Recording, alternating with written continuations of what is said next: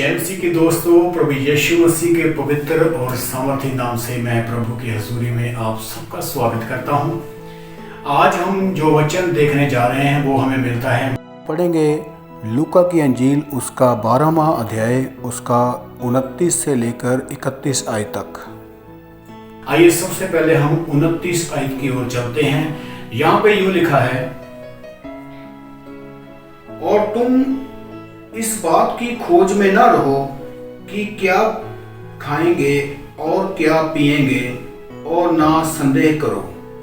वचन कहता है तुम इस बात की खोज में ना रहो कि तुम क्या खाएंगे और क्या पियोगे। इस बात के लिए परेशान मत हो और इस बात में शक ना करें कभी भी। लिखा है और तुम संदेह ना करो। कभी भी इस बात की खोज ना करें कि हम क्या खाएंगे, परेशान ना हो कि हम क्या पिएंगे। कभी भी इन बातों के विषय में आप निराश मत हो कि हम क्या खाएंगे या क्या पिएंगे, और इस बात के लिए कभी भी शक ना करें, क्योंकि आप सर्वशक्तिमान परमेश्वर की संतान हैं। वह आपकी सारी घटी को पूरी करने की ताकत रखता है।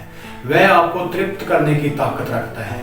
वह परमेश्वर है जो सदा आपको संभालता है, जो सदा आपके बोझ को उठाता है, जो सदा आपके लिए सब वस्तुओं का इंतजाम वो अपने स्वर्ग से करता है। वो आपका परमेश्वर है, वो मेरा परमेश्वर है, वो जीवित खुदा है। इसलिए वचन कहता है कभी भी इस बात की चिंता मत करो कि तुम क्या खाओगे या तुम क्या पियोगे। बहुत से लोग अपने विश्वास को खो देते हैं सिर्फ इन्हीं बातों में पढ़कर कि हमारा खाना पीना क्या होगा, हम क्या खाएंगे क्या पिएंगे। कई लोग इन्हीं बातों में आकर अपने विश्वास को खो देते हैं, लेकिन वचन कहता है इस बात की तुम चिंता ना करो कि तुम क्या खाओगे या तुम क्या पियोगे। जी हाँ, परमेश्वर आपका संभालने वाला, वो आपका इंतजामी परमेश्वर है। वो आपका इंतजाम करने में सक्षम है, और परमेश्वर अपने वादों से कभी भी बदलता नहीं है। वो सर्वदा आपको संभालता है और आपके सारे इंतजाम को वो करता है। आप अपने विश्वास को पवित्र रखें, आप अपने प्रार्थना वाले जीवन को पवित्र रखें, आप अपने वचन वाले जीवन को निरंतर जारी रखें। आप इसको कभी भी तोड़े मत और कभी आप इसको खोए मत, क्योंकि वह सर्वशक्तिमान परमेश्वर आपको संभालने में जोरावर है। वो आपके इंतजाम को करने में सामर्थी है। कभी निराश मत हो। अगर हम अगला वचन पढ़ते हैं, आयत नंबर 30 को जब हम पढ़ते हैं तो यहाँ पे यूं लिखा है, संसार की जातियां इन सब वस्तुओं की खोज में रहती हैं, और तुम्हारा पिता जानता है कि तुम्हें इन वस्तुओं की आवश्यकता है। संसार के जो लोग हैं, पूरी दुनिया की बात करता है वचन। परमेश्वर का जिंदा वचन पूरी दुनिया के लिए बात करता है, किसी एक जाति के लिए बात नहीं करता। यहाँ पे हम देखते हैं वो पूरी संसार की जितनी जातियां हैं, चाहे वो कोई छोटी जाति है चाहे कोई बड़ी जाति है, सब इसी धुन में अपना जीवन जीते हैं। अच्छा खाएंगे, अच्छा पिएंगे, अच्छा पहनेंगे। परमेश्वर का वचन कहता है पूरी जातियां, पूरे संसार की जातियां इसी बात की खोज में रहती हैं। हर समय उनके अंदर यही चलता है मेरे प्रियो, कि हम क्या खाएंगे क्या पिएंगे। यदि आप परमेश्वर में हैं, यदि आप खुदा में हैं, यदि आप प्रभु यीशु मसीह पर विश्वास रखते हैं, तो वचन कहता है आपको चिंता करने की जरूरत नहीं है, क्योंकि आप स्वर्गीय पिता को जानते हैं और स्वर्गीय पिता आपकी जरूरतों को जानता है।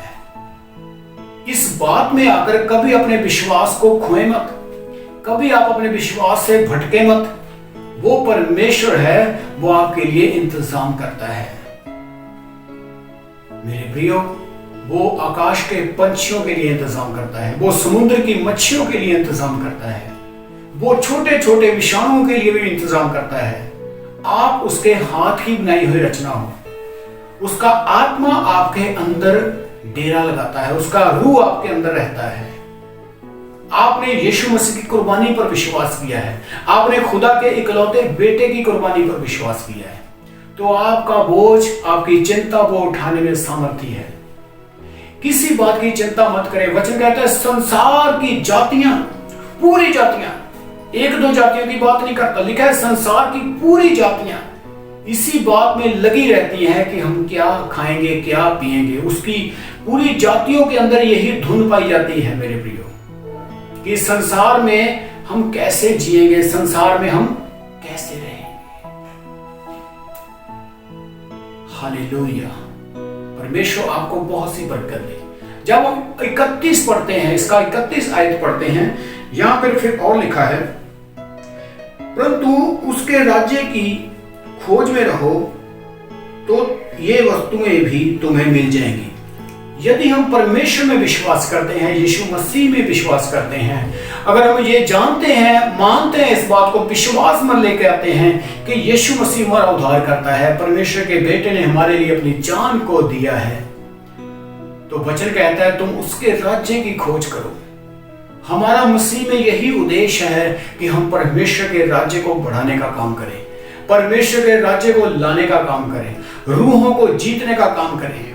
हम प्रार्थना में निरंतर लगे रहें, वचन पढ़ने में हम लगे रहें, कभी भी इन चीजों को बंद ना करें इस बोझ में आकर कि हम क्या खाएंगे क्या पिएंगे। बहुत से लोग परमेश्वर की हजूरी को छोड़कर अपने बिजनेस में भागते हैं। वो उनसे अगर बात करें तो उनके पास ये जवाब है कि हमारे पास समय नहीं होता जी संगति करने के लिए। अगर मेरे प्रियो आप ऐसा करेंगे, ऐसे जिएंगे, तो आप परमेश्वर के राज्य को कभी स्थापित नहीं कर पाओगे। आप परमेश्वर के राज्य में कभी भी काम नहीं कर पाएंगे। तो आपको उत्साहित करता हूं, परमेश्वर के राज्य की धुन में रहें, रूहों को जीतने की धुन में रहें, प्रार्थना की लगन में बने रहें, वचन पढ़ने में भी लगे रहें। तो ये सब वस्तुएं, वचन का वायदा है, परमेश्वर का वायदा है वचन में, ये सब वस्तुएं तुम्हें दी जाएंगी। परमेश्वर स्वर्ग का परमेश्वर आपके लिए इंतजाम करेगा। अगर वचन को आप जानते हैं, वो आसमान के पंछियों से अपने दासों की सेवा करवा लेता है। वो किसी को भी आपके लिए भेज सकता है। वो सर्वशक्तिमान परमेश्वर किसी को भी अपने काम के लिए, आपकी सेवा के लिए वो भेज सकता है। इसलिए मैं आपको बताता हूं, किसी बात की चिंता मत करें। क्या खाएंगे, क्या पिएंगे, क्या पहनेंगे, मेरे पास कितना पैसा इकट्ठा हो जाएगा, बैंक बैलेंस कितना हो जाएगा।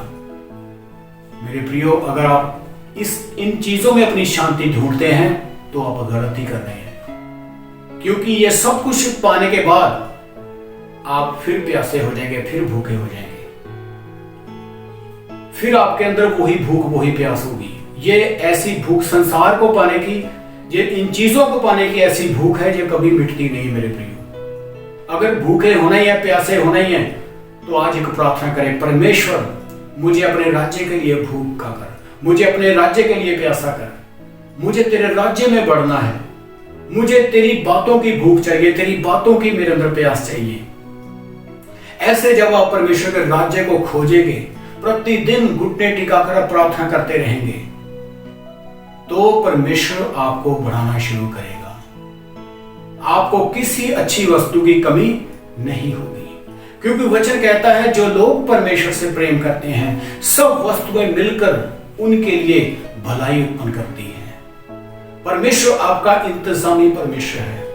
आप छोटी छोटी बातों में जाकर अपने स्वर्ग को ना खोएं, अपने जिंदगी के ताज को ना खोएं। छोटी छोटी बातों में फंसकर आप नाश ना हो। ये परमेश्वर की योजना है, ये परमेश्वर का प्लान है कि आप छोटी छोटी बातों में फंसकर उससे दूर ना हो, बल्कि अपनी सारी वस्तुएं एक साइड पे छोड़कर, अपनी सब बातों को छोड़कर, अपनी सब अभिलाषाओं को एक साइड पे लगाकर आप परमेश्वर को कहें, हे स्वर्गीय पिता, मैं तेरा प्यासा, तेरा भूखा होना चाहता हूं, मुझे तेरी लगन है, मुझे तू चाहिए परमेश्वर।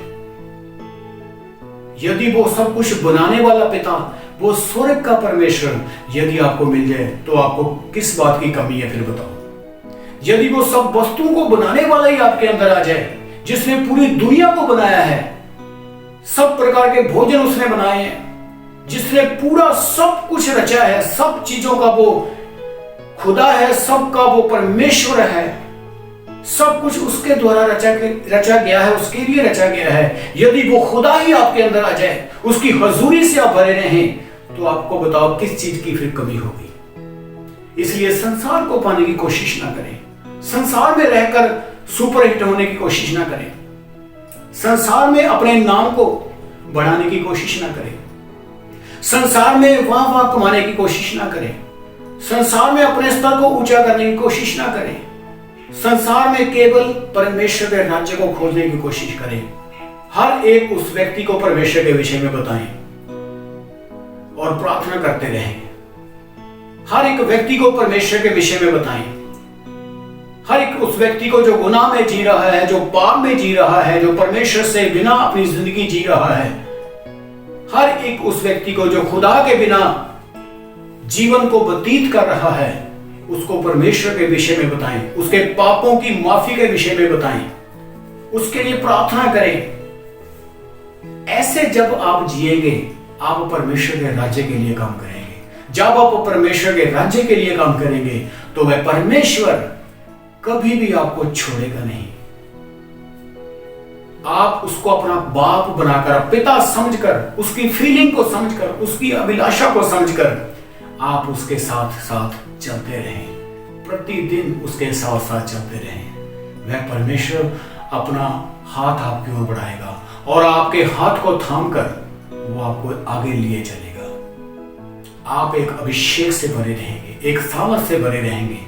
आपके दिल में उसकी आराधना चलती रहेगी, आपके दिमाग में उसके लिए प्रार्थनाएं चलती रहेंगी। आप हर हाल में उसमें आनंदित रहना सीख जाएंगे। जब आप परमेश्वर के राज्य में काम करना शुरू करेंगे, तो आज ही आपके पास समय है अपने हर प्रकार के बोझ को, चिंता को, डिप्रेशन को, इस बात को कि क्या खाएंगे, क्या पिएंगे, मेरे पास कब बड़ी बड़ी गाड़ियां होंगी, कब बड़ा बड़ा बैंक बैलेंस होगा, इन सब बातों को एक साइड पे लगाकर आप सर्वशक्तिमान परमेश्वर के सामने आ जाइए। वह आपको ऊंचा उठाएगा, वह आपको संभालेगा, वह आपको स्वर्ग तक लेकर जाएगा, वह आपको जिंदगी का मुकुट देगा, वह आपको सदा सदा के लिए संभाल के रखेगा। वह सर्वशक्तिमान परमेश्वर है। मेरे प्रियो, हमेशा प्रार्थना करते रहें और मसीह में आगे बढ़ते रहें। परमेश्वर आपको बहुत सी आशीष देंगे। God bless you.